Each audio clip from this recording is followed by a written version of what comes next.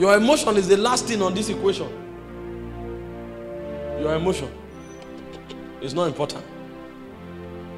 And you will find out very soon when you get married.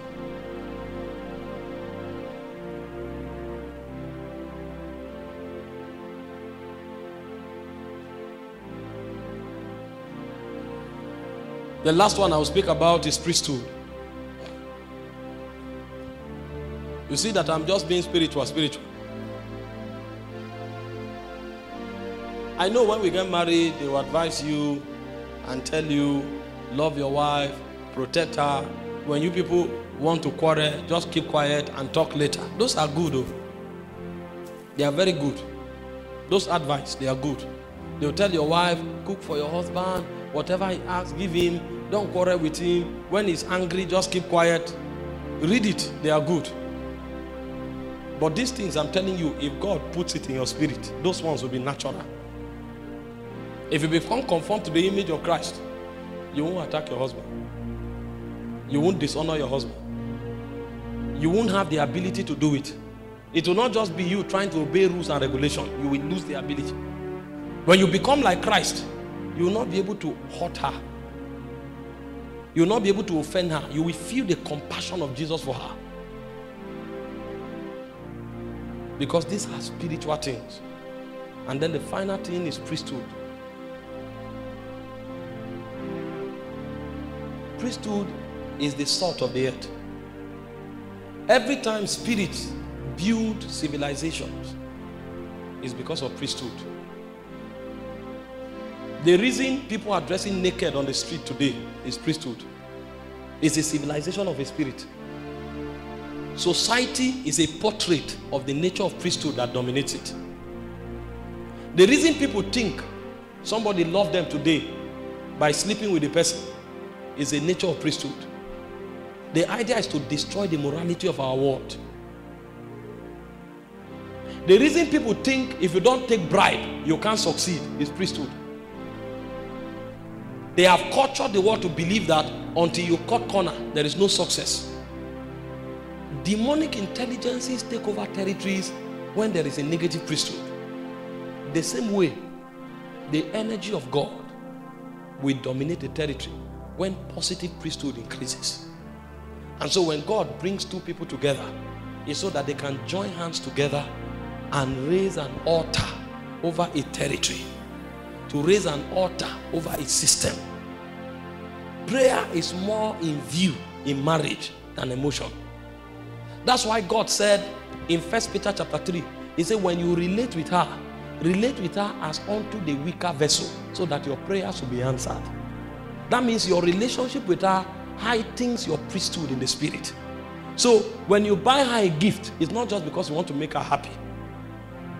When you are offended but you choose to respect her and not attack her, it's not just because you are a good man. It's partly because you are. But again, you also realize that it has an impact on your authority in the spirit. And so if you want to have a high level of priesthood, you will be compelled to relate with this woman. You know, when I wanted to marry my wife, I told her something. I said, when people are talking in marriage seminars or churches, it looks as if they are bombarding the women. Honor your husband, be submissive to your husband, be this. In this equation, the man is the endangered species. The Bible said something. It said, if you don't treat her like the weaker vessel, your prayer will not be answered. And without prayer, you don't have a ministry. So imagine what God is telling you, that if you make this woman unhappy and you are guilty, stop praying. You are wasting your time. Go and make peace first. So your relationship with her can keep your ministry on hold for 1 year. Do you see why many pastors don't go anywhere? They are fasting, they are doing gathering, doing vigil, and then they are molesting their wives. They are intimidating their wives. They are not building their wives up. A confident woman that married you suddenly becomes a mediocre because you want to prove that you are a man of the house. And then you don't know why the more you pray, the more your ministry sink. That means God is putting the future of your ministry in her hand. Who is at risk? It looks as if the woman is in trouble. You are the stronger vessel. You are actually the weaker vessel in this equation. The Bible said, if you do not provide for your household, He said, you have denied the faith. That means you are not in the faith anymore. You are worse than an infidel. You are actually an endangered species. That's why you need help to be able to love a woman. Love is not a feeling. You will need God to help you to be a husband. You don't come and say, I have 2 million in my account, so you are joking. God will need to help you to be a husband. And because you realize that you need help to be a husband, it will affect your priesthood. Your intercourse and interaction with God will be heightened, and your authority over eternity will become stronger. And the same thing applies to the wife. He said the glory of the woman from now on is not the hairstyle. It's not the foundation and the eyelashes. He said the glory of the woman from now on is the countenance of meekness, honor, humility, lowliness that she demonstrates towards her husband. He said the same way Sarah honored her husband and called him Lord. That's what gives glory to this woman from now on. You know, many women think that their glory is in their intelligence. So they will come and talk. They will pack their hair, do like this. What they are saying is intelligent. But when men look at them, they will say, look at this proud person. So instead of that intelligence to attract favor, it attracts reproach. So women are so good in what they think they are so good. They won't even let their husband say, hey. The moment they come out to their husband, they take charge of the conversation. Before their husband say anything, they are in charge. They literally dominate their husband because they feel that they are powerful, they are smart. It actually attracts reproach to them because they don't understand this equation. The beauty of a woman after marriage is in her meekness, it's in her submission. And that's why when God was defining love from his own realm, he didn't call your love for her a feeling. He calls your love for her sacrifice. So from today, the only way God will know you love her is as you are willing to die for her, the same way Christ died for the church. And the only way God will see that she loves you is her desire to submit and to follow you all the days of her life. Because this equation is to provoke priesthood. If she doesn't submit to you, she will have no priesthood in the spirit. If you don't take care of her, you have no priesthood in the spirit. That's why in 1 Corinthians chapter 11, Paul began to teach us. He said the head of every man is Christ, and the head of Christ is God. And he said the head of the woman is the man. He said a woman cannot prophesy with her head uncovered because of the angels. What he was talking about is the rebellion of Lucifer. You have no priesthood before God except as you are completely under the authority of your husband. That is what will give you right to participate in the realm of God. And remember, our journey on earth does not end on earth. We are going somewhere. And if you are mindful of eternity, you will make your priesthood count. And the way your priesthood count from today is not just that you pray in tongues for 10 hours. It's that you are under your husband's authority. His covering is all over you. And it is evident that his authority superintends over everything you do. He said when you do that, you have a priesthood before God. And concerning the husband, he said when you can take care of your wife in total and absolute reality, the way Jesus took care of the church and is willing to die for the church, he said then you will have authority in the realm of God. So marriage actually revealed to us the true essence of priesthood. That priesthood is not just prayer. Priesthood is sacrifice, and priesthood is submission. And that's why when you read the whole Bible, only priests offer sacrifice. And so every time you sacrifice to this woman is a testimony of your heart posture and the kind of priesthood that you have before God. Every time she submits to you is a testimony of her priesthood before God. And can I assure you, the hardest thing for a man to do is to sacrifice. And the hardest thing for a woman to do is to submit. A woman always wants to express herself, but submission say keep quiet. That keep quiet is the hardest thing for her. But if you understand that you are not just keeping quiet because your husband is honorable. You are not just keeping quiet because you are being oppressed, but because of God, you will always keep quiet. Because a day may come, as life is funny, that you may assume that you have known everything about your husband. Anything he talks, you say forget. That is the day of your risk. When you give birth to 3 children, nothing will scare you anymore. You are rooted in the family. You can jack your husband if you want and say, what do you want? Even his family members can't do anything. That time you have become the mama of the house. But that is the time when you think you are already established. that is when you become most vulnerable. Because if you don't consciously submit to him, to be humble, to be quiet, to follow, you will lose your stand with God. And that time that you think you have seen everything about your wife, you see, then she was slim, she was glorious to look upon. Why are you adding flesh like this? And then she said, come. You say, please, later. You are in trouble. That is when love will now become a responsibility. Because even if you don't feel like you will hug her, even if you don't feel like if you are coming home, you will buy a gift. Anything she needs, you will go out of your way to provide it. Because it is not just care, it is priesthood. So it will sentence you to a life of sacrifice. And you will notice that the more you do that sacrifice, the more it will become natural for you to walk with God. It will become easier for you to grow with God. Your walk with God will become so fluid, and you wonder how. Because John told us something. He said, if you cannot love your brother that you see, how can you claim that you love God that you do not see? And Jesus said, whatsoever you do to the least of your brother, you do to me. So when you master and you committedly begin to take care of this woman, you will discover that your walk with God will become stronger. Your power in the spirit will become stronger, and your priesthood will become stronger. You will come to a crusade ground and you will just declare things will happen. You'll be shocked. And I know this by experience. 2 months after I got married, I walk into a meeting and I'll just start. I know what is happening with people. I can tell you there's somebody on this second row. There is a growth on your breast. I didn't have those dimensions before. I can walk into a meeting, and it's not one meeting, every meeting. I am ministering this afternoon by 3 o'clock somewhere. It will happen. Not because I saw an angel in the spirit. I just got married and I began to enter into dimensions. I'll come for a meeting. I'll say, there's somebody on the first row here. You have an issue with your left ear. Somebody will stand up.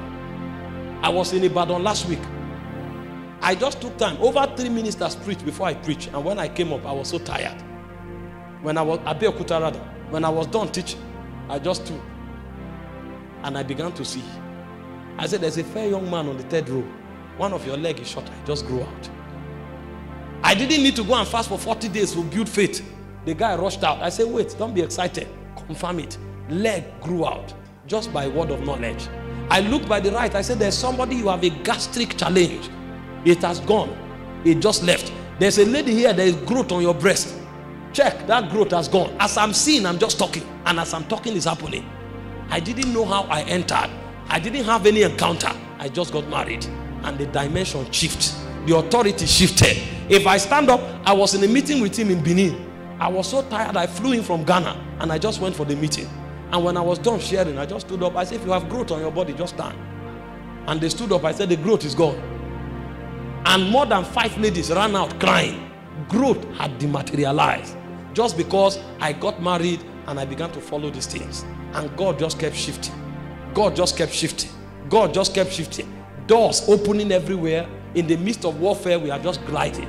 And we don't notice anything is happening. There is so much in marriage that if a man will pay the price to harness it, he will see the glory of God like never before. I charge you this day. Fight to keep the unity and the oneness that this covenant places upon your life. I charge you, don't have any reason to look back, and don't let anything divide you. Insist on keeping that unity. And while you are keeping it, realize that every challenge you have does not come to destroy you. It rather came to transform you. Because the goal of this union is for you to become more like Jesus Christ. I know you are a preacher, but there are certain things in you that nobody knows. Your wife came to discover them.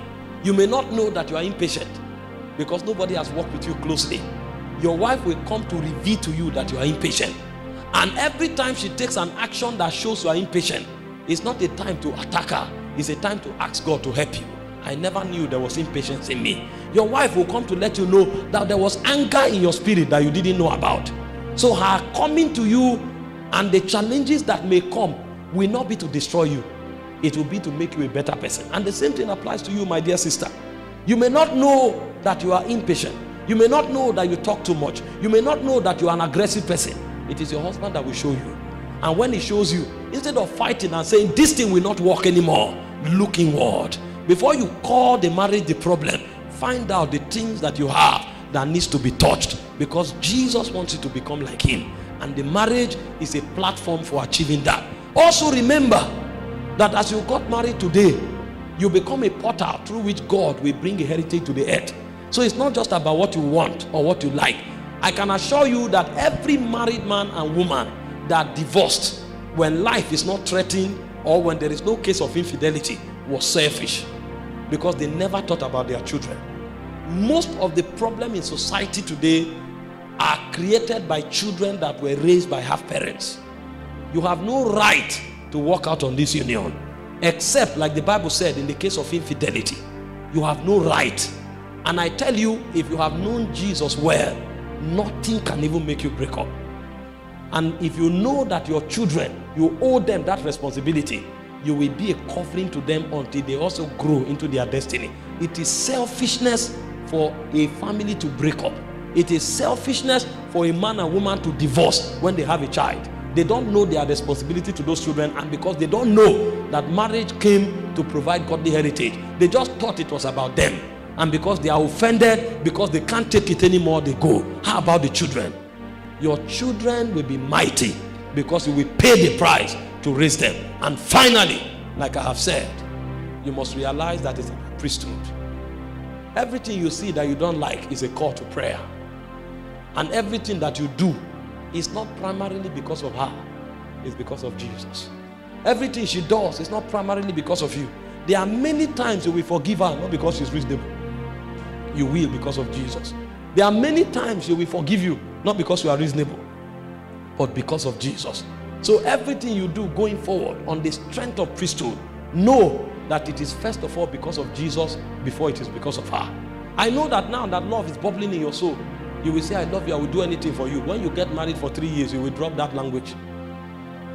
So I give you something that is eternal. Because of Jesus, keep moving forward. And the Lord will hallow this relationship.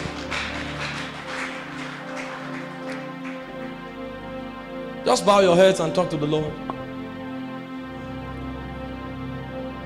Some of us in this place, it's possible that our marriages may have crises or challenges. This is another opportunity for you to talk to the Lord concerning your marriage. Because every time God sends his words to Jacob, he also sends it to Israel. Because there is a portal where God is sanctifying and blessing a union. There can be an extension to you. And then you can ask the Lord. You can ask the Lord to touch your home. And you can also ask the Lord to touch you. You have always compared and complained about everybody betraying you or offending you. Have you checked yourself for once? It's an opportunity for you to do a retrospective check, because the problem may just be you. Your wife may not just be an angry woman. Maybe it's because you don't know how to talk. Your husband may not be an impatient man. Maybe it's just because you are too proud. Can you check and ask the Lord to help you this morning? Remember, it's about oneness, it's about transformation, it's about priesthood, and it's about the heritage. Tell the Lord to help you this morning. And you are trusting God to get married. It's also an opportunity for you to trust the Lord to breathe upon you and to bring you favor to step in. We don't marry because we are good looking. We don't marry because we are mature. We marry because we are favored. It takes favor for a man or a woman to want to join his or herself to you for a lifetime. You want to ask the Lord this morning to grant you that favor in the name of Jesus Christ. In the name of Jesus Christ. Maybe you are here this morning and your walk with the Lord is threatened. It may have been caused by your home, may have been caused by where you live, or maybe you've never had the opportunity to make Jesus the Lord of your life. You can just place your hand on your chest. The Bible said today is the day of salvation. The world we live in is a treacherous world. You cannot leave it for tomorrow. You want to tell the Lord, become the Lord of my life, or you want to rededicate yourself to Jesus this morning. While He is beautifying their life, let there be an extension to you as well, so that your own life too will be beautified. Is there anybody here that wants to make that pledge? You are rededicating yourself to Jesus, or you are receiving Jesus for the first time as the Lord of your life. Okay, you may just wish to wave, so I know if there is anybody like that, and then lead us in that prayer quickly.